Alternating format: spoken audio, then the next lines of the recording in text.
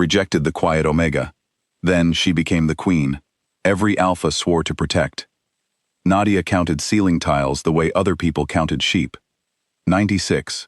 12 by 8. She had done the math 3 years ago, and never needed to do it again, but she counted anyway, standing at the edge of the hall with a glass of water she had not touched, because counting was something to do with her eyes, when the rest of the room was doing something she was not part of. The ceremony happened every year. The community gathered, the music played at a volume that suggested celebration without committing to it, and people paired off in the slow, natural way that looked effortless from the outside. Nadia had attended 3 times. Each time she wore a different dress. Each time she stood in the same spot. She was not invisible. That was the thing people always got wrong about women like her. She was not invisible at all. People saw her. They just looked past her, the way you look past a window, aware it is there, grateful for the light, never stopping to consider the glass itself. She was 24, and she had a good mind, and she had a laugh that came out of her suddenly, and surprised even herself sometimes, and none of that was the kind of thing the room rewarded on a night like this. She counted to 96 again. Then Marcus walked in. Every room has a person it reorganizes itself around without asking permission. Marcus was that person. Pack Alpha, 30 years old, the kind of man who carried authority the way some people carry a good coat, naturally, without thinking about it, like it had always belonged to him. The crowd shifted when he entered. Not dramatically, just slightly, the way a field of grass moves when wind passes through it. He moved through the hall. He moved in her direction. Nadia set her water glass down very carefully on the table beside her. He stopped 2 feet away from her. She thought, and this was the thought she would turn over in her hands for a long time afterward, examining it from every angle. She thought he was going to speak to her. Something in his posture suggested it. Something in the way he slowed. He looked past her. He smiled at the woman standing directly behind her, and said, loud enough that the nearest cluster of people all turned their heads, that he would sooner spend the rest of his life running alone than spend one evening with whatever that was. He laughed. The woman behind Nadia laughed. 2 other people laughed. Nobody looked at Nadia directly. That was the courtesy they extended her.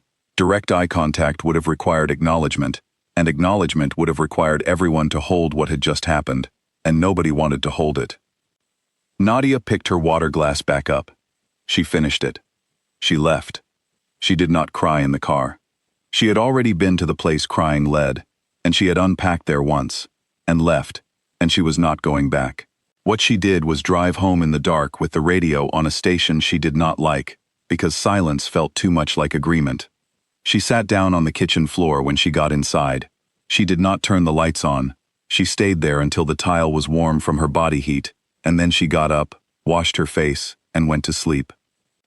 That was the last night she spent on that floor. She finished her degree the following spring. She opened a small practice in a rented office, with a window that faced a parking lot, and a waiting room with 4 chairs, 2 of which were slightly uneven on the floor. She was a mediator. That was what she was, what she had trained for, what she was good at in the particular way that some people are good at things that look simple from the outside, and are not simple at all. Her clients were Omegas, mostly. People navigating disputes within packs that the formal system had decided were too complicated or too small to bother with. Cases that arrived on her desk already rejected. She took them anyway. The work was not glamorous. One client cried through every session for 6 weeks before she said a single useful thing, and Nadia sat through every session and waited, and did not rush her, because she understood that some truths take time to surface. One client arrived each week in the same coat, because it was the only coat she had, until one day she arrived in a different one. Nadia had found it at a shop 2 streets over, and left it at the front desk without a note. She did not mention it. That was also part of the work. Word moved differently than noise. Noise traveled fast and faded. Word moved along the routes that no one watched, neighbor to neighbor, quiet conversation to quiet conversation, and it stayed. Within 18 months of opening that office with the uneven chairs, 7 separate packs had her on retainer. None of them were Marcus's pack. She had not thought about Marcus's pack. She had not thought about Marcus at all, mostly. The case that changed everything arrived on a Tuesday, in the form of a letter from the city council that was polite in the specific way that letters are polite when the people writing them do not expect much. 4 packs. One territorial dispute that had been running for 40 years, passed down like a bad inheritance from one generation to the next. 2 previous mediators had walked away. The council had tried their own process and produced nothing but a longer document describing the problem. They were sending Nadia not because they believed she would succeed. They were sending her because they had run out of men willing to try, and they needed to say they had done something. She read the letter twice. Then she called her scheduling service and cleared her week. She brought a whiteboard to the first session, and bad coffee, and the particular silence her aunt had taught her when she was small. Not an uncomfortable silence, not a challenging one, but the kind that opens a space in the room that people feel compelled to fill. When people do not know how to perform into a silence, they eventually stop performing. They say the real thing instead. She did not raise her voice once across 4 days. She did not sleep more than 4 hours on any of them. When she walked out of that building on the final morning, the dispute was resolved. The agreement had 17 points and held the signatures of all 4 pack leaders. Outside the door, those 4 leaders were standing in the pale morning light. They were not there to escort her to her car. They were there because something in them needed to mark the moment, and standing was the only language they had for it. She thanked them for their time. She meant it. She walked to her car, sat in the driver's seat, and allowed herself 30 seconds to press her forehead against the steering wheel. Then she drove to her office and started returning calls. The coverage used the phrase Omega Mediator. She read it once, found it mildly irritating in the way that labels are irritating when they reduce a thing to one of its properties, and moved on. She was a mediator. The Omega part was just geography. Requests came in faster than she could answer them. The council that had sent her into that dispute as a last resort was now trying to hire her on salary, which she found almost charming in its optimism. She had watched what salaried looked like.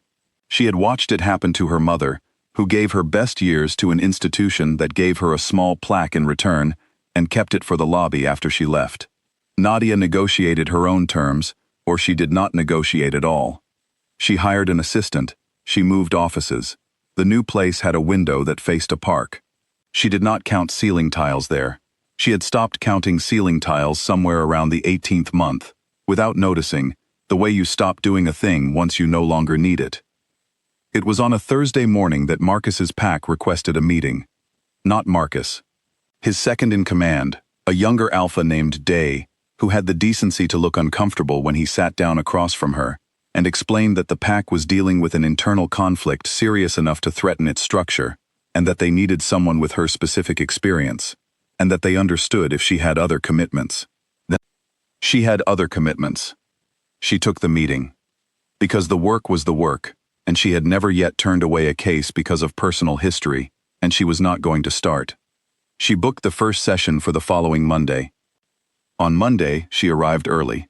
She moved the table 2 feet to the left, the way she always did, so that no one position at the table would feel like the head of it. She set out water and a pad of paper for each seat. She reviewed her notes. She was reading when the door opened. Day A came in first, then 2 senior pack members, then Marcus. He was late, the way a man is late, when he has never quite learned that lateness is not neutral. He came through the door already talking to the person behind him, and then he looked up, and the talking stopped. He was still, fully still. She looked up from her notes. She held his gaze for 1 moment, not longer, not shorter, and said, "We'll get started." She looked back down. He watched her work across 4 sessions. She knew he was watching. She did not adjust herself to it. She had spent too long adjusting herself to rooms and the people in them, and she was done with that particular habit. What she did instead was the job.